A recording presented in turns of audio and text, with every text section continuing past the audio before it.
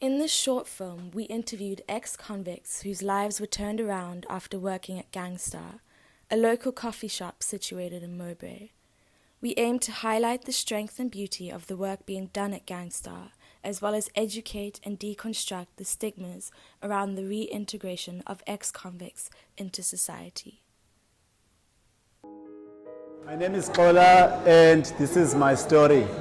Hi everyone, so my name is Lungiswa Stukwana and this is my story. How old are you and where are you from? I'm age 31.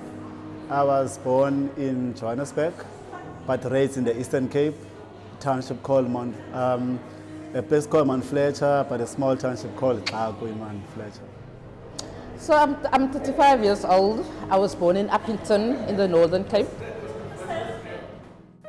What influenced you into crime? Growing up in a small township like Samora Machel in Cape Town, I moved from the Eastern Cape to Cape Town. Grew up in a small township called Samora Machel, close to Philippi. So growing up there, you will see a lot of young people, especially in our age at that time, that will actually join gang, will join kind of people that are actually hang out outside a lot. So I was raised by a single parent and with my 4 sisters. So I felt it's always best for me to be outside with the guys. So then I chose the wrong guys. We started smoking, robbing, breaking people's houses, and then that led me to prison. What led me to crime is I was influenced in drugs. I was using tik and that made me to shoplift. And for the last 10 years, I shoplifted, and that made me, from using drugs, made me shoplift, and that made me end up in prison. Can you recall the moment when you realized you needed to change? I think when I was in prison, then I thought my life was over. But when I got to prison, I felt this is a place that I deserved because of the things that I've done. So there I sat and think about the future. So when I look at the future, I told myself I don't want to live the same life that I lived before prison. Then there was also programs that people were doing in prison. I joined the programs. By being in those programs, that's where I felt that I do have a second chance. Then I can start working on it while I'm there. Started for being 10 years in and out of prison. 2019, when I got sentenced, it's just when I realized that I had enough. You know, being in prison for 10 years in and out, it was just where I realized I had enough. And when I came out of prison in 2020, it's just, I would say, yes, God saved me. God saved me at that moment when I came out of prison, because by saying I had enough in prison, he actually heard my cry.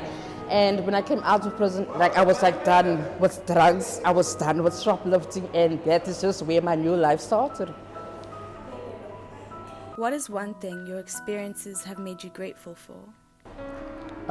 One thing that I'm really experiencing and grateful for is just to be a positive example to the people that are still living the life of gang and gangsterism. Because once being there, even when I go out and motivate them, I motivate them with a confidence of saying to them that I was once there is a life after crime and gangsterism. One thing that I'm very grateful for is that, most of the people that are using drugs, they end up being killed. They end up losing their kids while they're in prison. They end up losing family members while they're in prison. So what I would say is I'm very grateful that when I came out of prison and when I really decided that I'm done with all what I was busy with, is that my kids was taken care of, they were safe, my family members is taken care of, and that I'm very grateful that I could have started a new page. What is your favorite quality about yourself? Favorite quality, I think, is my passion and the confidence of the things that I want to do for the future. My favorite quality about myself is that I'm somebody that's very straight, whatever plans I put ahead, I make sure I attend to it. I am very punctual, I take responsibility. Finally, what is one piece of advice you would give to someone who has lost all hope at the idea of redemption? I would say that prison does not change anyone, depending on the choices that we make. So we say let's make good choices while we still have time, so we don't think prison will change our lives. It just depends on the choices we are making today. So I would say let's make the best choices to actually make up for our future. The advice that I would give is, like while I was in prison, there was ladies that I spoke to that felt like they can't, they will just continue doing this every time when they try to get help, they're outside, there's no help, they just lost hope. I would always encourage them that no, there is light at the end of the tunnel. I asked a friend of mine once when she told me that she's done with drugs, she's not using drugs anymore. So I asked her, how did she do it? And what she said to me, it's your own willpower. If you really want to stop, you will stop. And and while I was in prison, I went back with that words in my head. If I really want to stop, I will stop. And that is how I came out and I stopped. So what I would encourage the uncles, if you really want to stop, you will stop.